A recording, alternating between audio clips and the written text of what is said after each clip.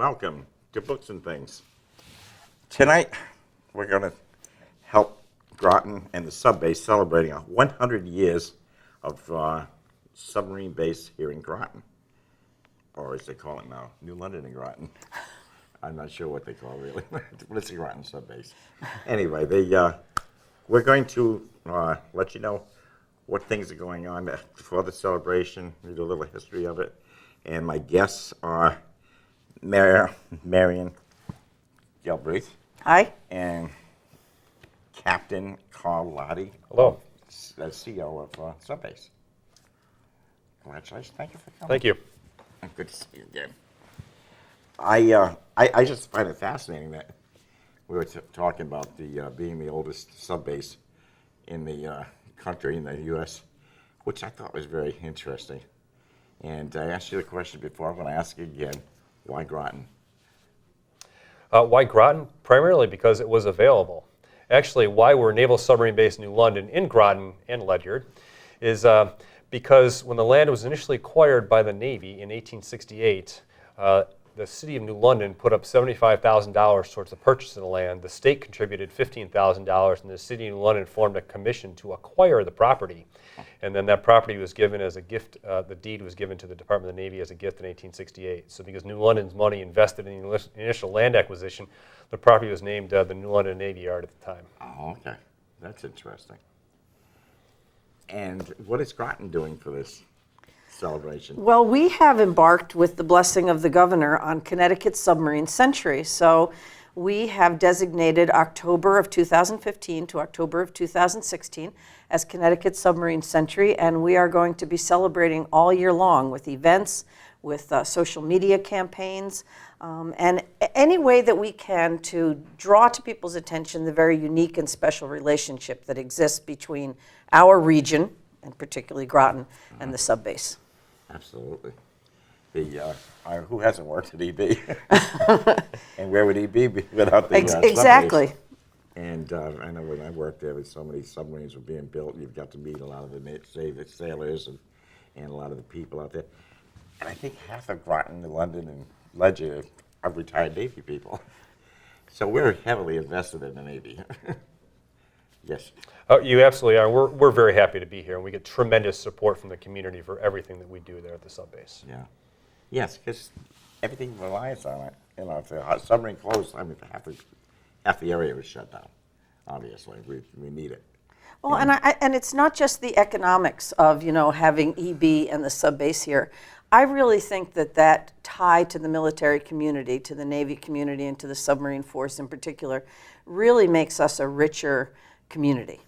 Oh, it absolutely. really has so much to do with who we are, Yeah. and our culture here. It is.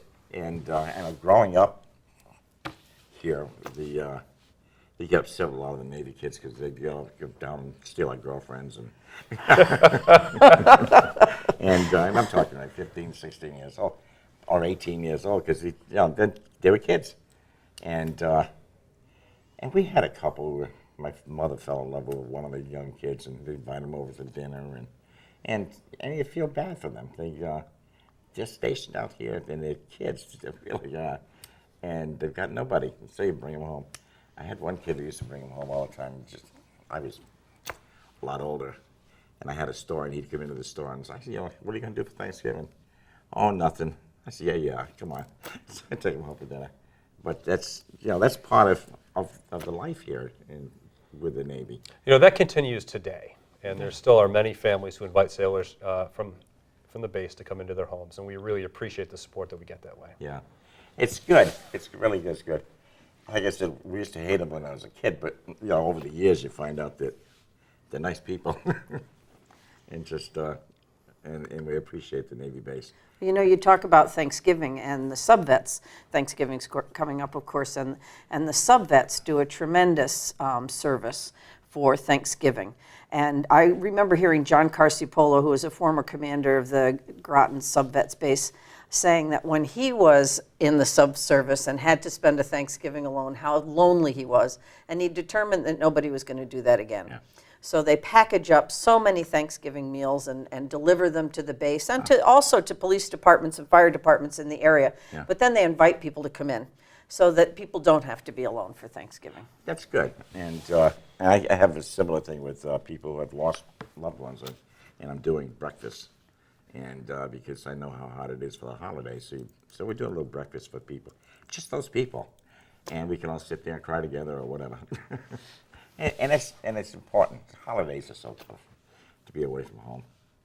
And my son was in Germany at Christmas time, and that was hard for me anyway. I don't know about him. He had a good time. But anyway, so tell us a little about the sub base. Or the history of the sub base. So we started out as a submarine base with the first submarines arriving in October 1915. And the Secretary of the Navy a few months earlier, Josephus Daniels, had toured the facility and agreed that it would be suitable for submarines, and so the first submarines were ordered there. And then by June of 1916, the facility is officially declared Naval Submarine Base New London and has remained in that title ever since. Wow. And so we kind of centered all of our submarine training there and started building sub-school almost immediately. And our first buildings were constructed in the teens. In fact, some of them are still standing today. Huh. Do you have some of the pictures that we want to show while he's talking? Sure. Do we have the pictures in the back, or do you want us to? No. Okay. Frank? There you go. What is this one? So this is a picture from before it was the submarine base, when it was the Navy Yard, and it was used for coaling. It uses a coaling station, and so ships that were operating in the Northeast would come here and refuel with coal. And that really started after 1898 when the railroad came through on subbase. Huh. You know what I heard that was interesting was that the ironclad Civil War ships were here for a while it was the Navy Yard. Wow. They were stationed here, which I thought was fascinating. Yeah, some of them actually were just waiting to get broken up with the Brooklyn Navy Yard. Well, okay. We also blew up the pier in the early 1900s accidentally with a coal dust explosion. Oh, really? And so then we created some experimental coaling bins where we would store coal underwater to keep the coal dust down. And that was actually a very successful experiment. Wow. Wasn't it a lot of trouble trying to get it to dry so you can burn it though? No, actually, it was very well received. It was actually cited by the local congressman in a speech in Congress on why not to close the base in the early 1900s. Oh, no kidding. So they open it up, and every couple of years they want to close it. That's really a Department of the Navy decision. They actually tried to give it back to Connecticut in 1874 and 1876. Wow. Well, I'm glad we didn't take it. I think you can really thank your local congressman and all the They've done forerunners there. They've done a lot to keep the base here. Yeah, they've done a lot of fighting to do that, and that's a great thing. All right, what's the next picture? Oh, the barracks. This is Building 3 or what was Building 3 at the submarine base. One of the original buildings built started out as a barracks, was turned into submarine school, and late in its life was a Submarine Development Squadron 12 headquarters building before it was demolished about 10 years ago. Really? It's now a parking lot. Huh. They had that long. I'm surprised for being a wood structure. Well, it's brick, so the wooden porches were stripped away later on in its life. All right. And it just took it 10 years ago. Wow. That's amazing. Now, was that the only building, or was there more? No, there are a number of other buildings that were built about that time. Oh, okay. We went from a very small number of buildings to 80 buildings in about 5 or 7 years, relatively quickly after the base was established. Yeah. Building up submarine school there was very important, and submarine school remains an important asset of the base today. Absolutely. Virtually all of our submariners come through Groton for training at some point in their careers. Yeah, because every time you talk to somebody, I've been to Groton. That's right. Yogi Berra. That's exactly right. Played at Washington Park. Yeah. And the next picture? Oh, that's the coal. That would have been when we were a coaling station. Oh, okay. And some of the conveyors used to move the coal around the base. Huh. So it was a boatyard, and then there was a coaling station. Coaling station. Wow, and that's all you did was coal. And then the submarines come in. And then, we didn't need coal after about 1910. Oh, okay. And so then we kind of had a vacant property. A Marine Officer Training School moved in for a few years in 1911, and then by 1915 it was kind of vacant again there, and so then they moved submarines in. Oh, cool. Good idea. Well, in addition, submarines were being built in Bridgeport, and the engines were being built down in Groton, where EB is today. Okay. And so because of the tie to submarine construction within Connecticut and the available property, it seemed kind of logical. Yeah. Wow. And of course, for repair, you ran next door. And for submarine repair, although it's all done by bids, I guess, isn't it? We do most of our maintenance is done by our submarine maintenance facility, which is right there located on the submarine base, run by the Navy. And then for larger contracts, we'll put it out to bid for electric boat or a shipyard to do. Okay. And the next one? That's kind of a hodgepodge. The first Look, submarines. You can see some of the coaling infrastructure Oh, still in the yes. background there, and these are the first submarines that arrived at the submarine base. They don't look very much like today's submarines. Most of the time they operated on the surface, only submerging as necessary for attack. And how big were they? A lot smaller than today's. Much smaller. Wow. These are the G. Are these GND? The G and Ds. And what is G&D? The name of the class, so like G4 and D7. Oh, okay. Our initial submarines didn't really have names until we got later on into the acquisition program where we would name them more like ships. They were just given names and letters and numbers. Huh. I think that early in the 1900s, we were still experimenting with submarines. And submarines warfare really didn't come into play until World War I when the Imperial German Navy very successfully used it against the UK. Wow. And it's been pretty good success since then. It has been very, very successful. In fact, it was considered a weapon of terror. And during the Washington Navy Conference in the 1920s, the United Kingdom proposed banning submarines worldwide. Really? Because it was a terror weapon. And the United States opposed that, and it successfully was not banned. And then we continued to grow our submarine force into what it was really in World War II, which is where we kind of cut our teeth as a really successful force, taking the fight to Japan and the Pacific. Yeah. That's fascinating. I was never in the military, but I wanted to join the Air Force. I don't want to go underwater. I don't swim. But We hope our submariners don't have to when they're under. I think it's. I've been on submarines, and I think you can't be claustrophobic in there because that's not a lot of room. Well, I was on my first submarine recently. I mean, not that I haven't toured one when it's been stationary, but to kick off this celebration, the Navy invited some of us for a symbolic reenactment of the first submarines coming up the Thames River. So we went out on the USS California. We took a tugboat out and boarded down by Eastern Point Beach and rode in, and it was just a wonderful experience. Really? It was really fascinating. Wow, It was really great. that's cool. That's something I have never done. I went on one a couple of times when I was working at EB, but I worked inside the offices. I really wasn't in contact with the submarines that much, but it was interesting anyway. The next picture is more submarines. Now this is what class? Those are D classes, I understand, as I Yes. remember from the picture, and they were used for training. Yeah, most of our early submarines really were used for training. We didn't really get very operational until after the First World War. Did a lot of submarine training. The submarine school was conducted right on the base, also right along the waterfront. Well, I read that, was it Rear Admiral Yates Sterling Jr., who was here at the very beginning, actually formed a committee to look at submarine design because he felt that these were unwieldy for use. Does that sound like? So, we actually studied a lot of the design of submarines after World War I and what the Germans had done and adopted some of their design techniques and strategies that they used to kind of enhance and further our submarine force. And so we really remained kind of a nascent force in the early part of the 1900s and then grew as the Navy grew and as we needed to become more global. Wow.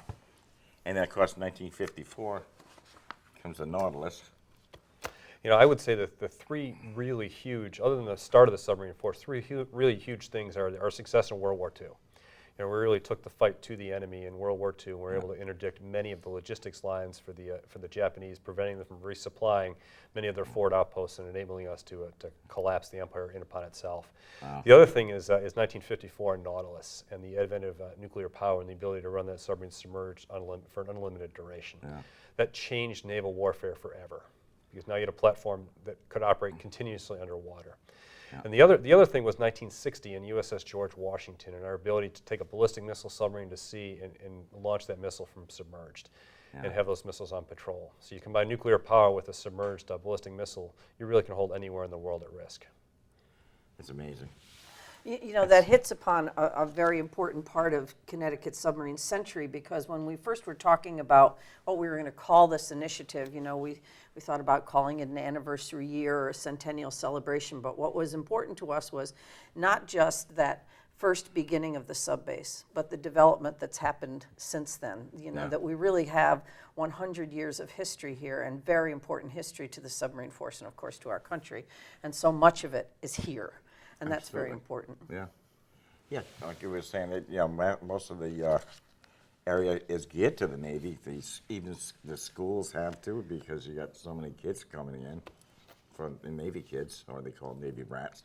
And these people are doing a lot with our schools.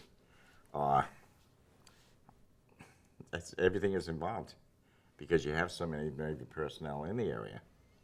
And Legend, I lived in Legend for 30 years. I think every other house was retired Navy. And a lot of my friends. Well, and that's great for us, is that so many people wish to retire back here. Exactly. You know, that, you know, I speak to so many people who came here first in submarine school and then decided sooner or later they were going to come back here.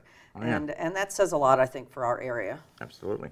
And the area is very family friendly, and the schools are friendly to military children. And that helps quite a bit. It is. Because I talk to a lot of women, and you know, because my book signings and things, and they're from Indiana or from wherever. So what are you doing here? My husband is in the Navy. Okay, he wasn't from here, but they settled here, and that's a great thing. I think it's it tells you that the Groton, New London, Legend area, this area is super, and people stay. You know, the captain and I were, well, I'm sure you went to many schools on Tuesday, but we happened to be at Westside at one point. And I asked the people who were family of submariners to stand up, and I'd say well over half the school stood up. And I consider them, you know, the first degree of connection to the submarine force, the family. And then I asked, how many of your family either work at EB or work at the base? I'd say we were up to over 3/4 of the school. And then I said, now, if you know somebody, and then everyone was up. I mean, that's how close we all are to the submarine force and to the subbase. And so I spent 12 years, I think, at EB. 12, 14 years, something like that anyway. But it was the place to work. There was nothing. You couldn't get a job at Pfizer's because they were all tied up. You had to die to get in there. And Or somebody did. Somebody had to die so you could make you room. But that's but it's always EB, and with the subbase, and it's proud. I'm proud to have the subbase here. Now, where are you from originally? I'm originally from Buffalo, New York.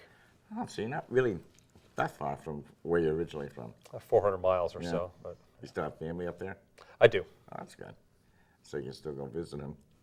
But I imagine you've probably been everywhere. I have traveled quite a bit. Yeah. That's cool. I guess my children consider Groton home because we've been in and out of here for 15 years or so. Really? Wow. It's funny you get somebody local that joins the Navy. So how you like the Navy? Are you seeing the world? Haven't left Groton yet. No, that's not fair. You join to see the world, you get stationed here in Groton. But there's a lot of people have done that. But I have, I think what we're trying to do to celebrate 100 years, what kind of events do you have coming up? Well, we're really taking this in a couple of prongs. First thing we're doing is we're working with organizations that typically organize events to kind of rededicate or refocus their events on our relationship with the subbase and on the centennial celebration. So, for instance, the Groton Lights Parade, which is coming up soon, Captain Lahti is going to be the Grand Marshal. And so we've taken several events and we're kind of re-looking at those events through the eyes of this celebration. But we're also starting a social media campaign. You'll hear about it soon, called it's #SubmarineProud. And we're inviting people to post with us why they're submarine proud, what their connection is, and why we're proud of this relationship. I asked a couple of people at Westside the other day to do that, and we got a couple of our first posts. So we're asking people to visit our Facebook page, which is Connecticut Submarine Century, and post something about why they're proud of their relationship with the sub base. We are also putting together several different initiatives. We're going to be working with schools to see how many people we can get into the schools so the kids can interview them, how many submariners or people who are involved with EB or in some way involved with the making or designing and serving on the submarines, so that the kids can interview them so they can really understand this part of their heritage. So we're doing things from events and celebrations through education, through social media, to really focus on this relationship we have. Oh, that's neat. Now, the Groton Lights, Groton Lights Parade. yeah, when is that? That is the first Saturday of December, which is probably the 5th. It's the 5th. Okay, thank you. You would know best. Groton Business Association sponsors that every year. And so that's one of the next ones that's coming up. Actually, tomorrow, the Chamber has their Military Appreciation Breakfast and is going to be focusing on Connecticut Submarine Century. We've had a lot of people talk about it when we had the launching for the Illinois, I should say the christening for the Illinois. Congressman Courtney gave great shout outs for the Connecticut Submarine Century at the Subvets Veterans Day observance yesterday. Commander Stronach also talked about it. So we're trying to get the word out in lots of different ways, but we really want the community. This is a community-based celebration. It's not about the city running it or the town running it. It's really about the community stepping up and celebrating this. You could also post it here on the studio. Absolutely. Great. On their menu, saying, every time you get something coming up, put it on here. Perfect. I'll send them. Yeah, Frank would be thrilled to put it on. Okay, great. Right, Frank? Absolutely. But no, it's a good way to let everybody know. People actually do watch that, I know they do. I have found myself sometimes sitting there and mesmerized with it, because it's like, what is all this stuff? And this is tremendous programs on here anyway. Now, I noticed too that on your Connecticut Facebook, that things that are coming up, and I think that have to do with the community Chamber of Commerce more than anything, was the Service Man of the Month and Service Person, and my club is doing it in January. Great, very good. Well, and again, the civic organizations have really stepped up, and Frank Rowe is you probably know him from Ledyard. Yeah. He is subcommittee chair for that group of organizations and putting together things from them. The libraries are involved. The schools, the University of Connecticut here is involved. Historic institutions, art galleries, even storefronts. We posted the other day a picture of Buford's. They've decorated for, Happy Birthday Subbase, and it's really a nice window display they've put together. And that's what we want. We want this to come from the community. Yeah, and it's heartfelt. It's serious. We want people to know that we appreciate the Navy, obviously, and it's. I've had a lot of good friends that were in the Navy and out of the Navy and retired, and I often wished I could have gotten in, but my health didn't allow that. So anyway, got any more pictures? I think must have one or two more. We have some that are printed. This one. This is the power plant. The building in the background is our power plant, which, although it has their different stack configurations, is still in use today, from 1918. That was built in 1918? The power plant was. Wow. It's been modified a number of times in its years, but that building is still there. It's a neat picture. These pictures are great. I wonder who took them. Over years. I wouldn't have thought they had cameras back then. Well, that's one nice thing about having the museum. Did these all come from the Subforce Many Museum? of them came from the Submarine Force Library and Museum, And so these are a lot of old official Navy photographs taken of the submarine base. Oh, wow. That's cool. Another great source for photographs is the Naval History and Heritage Command, which I found online, and all their photographs are copyright free. You can use them, and so that's been great. That's, last week was the anniversary of the USS Fulton coming, the 100th anniversary of the USS Fulton, and that's where I got the pictures of the USS Fulton to put up. I remember the Fulton over New London. Well, that was a different one. that was a different one. That was a Okay. successor. This was a predecessor, and even this one wasn't the first one. But it was the submarine tender that came on November 2nd of 1915. Right after those submarines came up came the USS Fulton. That's cool. Next one. I think that was the end of. Was that the last one? Yep. Okay. And Daniel Malloy. Yeah, Governor Malloy wrote the letter to the Secretary of the Navy, and then designating this as Connecticut's Submarine Century. There's our logo. We're celebrating 100 years. It's the submarine capital of the world. So Governor Malloy wrote that letter and designated this because although this is kind of ground zero, if you will, for the celebration, this region. And I don't want anybody to think it's just Groton, because it's really the city of Groton, the town of Groton, Ledyard, Montville, New London, all part of this initiative. But we also recognize that this is important for all of Connecticut, Absolutely. which is why Connecticut does so much to support the base. Yeah. There's a very strong relationship, which you can speak to much more than I can, between the state and the base. No, we get wonderful support from the state. Working back and forth on issues with Navy families, with schools, with really anything we need for supporting sailors is there with the state. The Office of Military Affairs has a tremendous relationship, and they're talking to us all the time about what help we need and how they can provide support. That's cool. They they know we need the Navy. That's period. And so naturally they're going to help. And I also dug out this. I think, matter of fact, you sent it to me.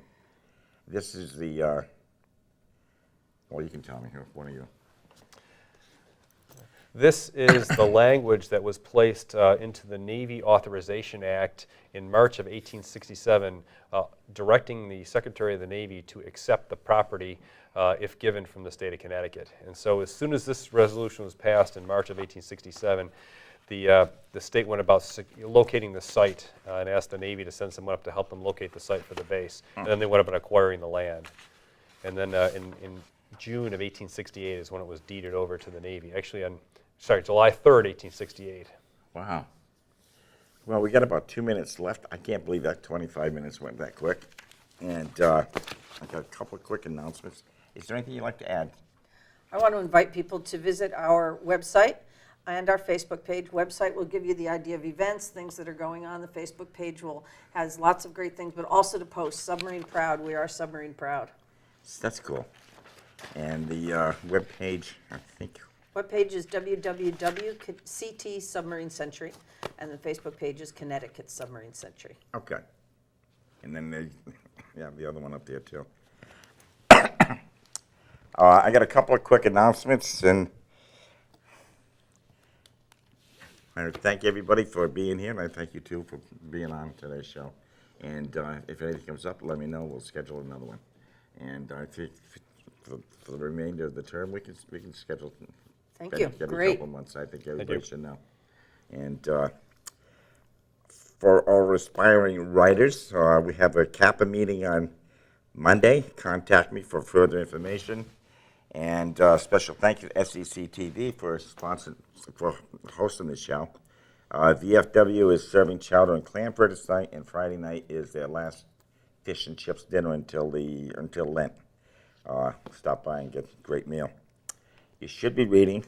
Cuddle up with a good book, because it's getting cold out, so you might as well have a book to read. And I'll see you next week. And thank you. Thank you, sir.